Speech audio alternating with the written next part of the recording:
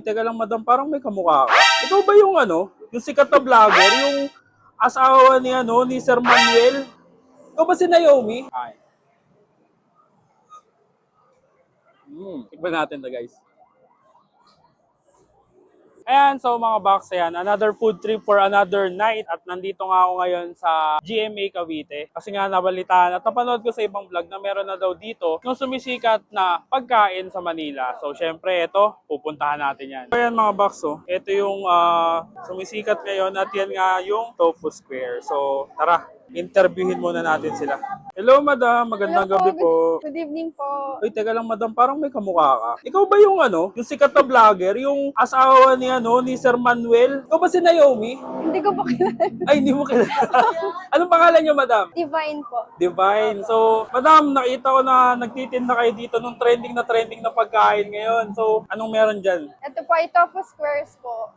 Tofu Square. So, ngayon nga yung nakikita ko na trending na. So, bukod sa Tofu Squares, ano pa ba yung meron kayo dito? Meron din po kaming big siomai po. Ayun. Ganyan po siya kalalaki. Oo nga, lalaki nga ng big Opo. siomai. Solid Magkano yung Tofu Squares niyo, ma'am? Bali, 4 pieces po, 39 pesos. And then 8 pieces po, 75 pesos. And 12 pieces po, 110 pesos po. Mura lang din, no? So, madam, ano bang pinagkaiba ng Tofu Square niyo? Bali, dito po kasi dalawa po yung flavor po namin. Meron po kaming barbecue flavor po. Tsaka, Barbecue, tsaka ano po, special po na white sauce. yung white sauce, yan yung nandun sa Manila. Sige, madam, hindi ko pa kasi natitikman yan. Kaya pa-order nga ako ng isang barbecue at saka ng isang white sauce. Tsaka pati yung siomai na din. Okay, sige. Thank you. Thank you po. So mga box, ito na nga yung trending sa Manila. Meron na nga dito sa GMA Cavite. So ito yung Tofu Square dito sa The Fort Snacks and Rice Mill na located dito lang sa tabi ng Maranatha Christian Academy dito sa GMA Cavite. Dahil hindi ko pa natitikman at di pa ako nakakadayo ng Manila, tikman natin to guys. Sarap ng white sauce niya. Para siyang may pagka-garlic yung flavor. At ito naman yung kanilang barbecue flavor. So, tikman natin.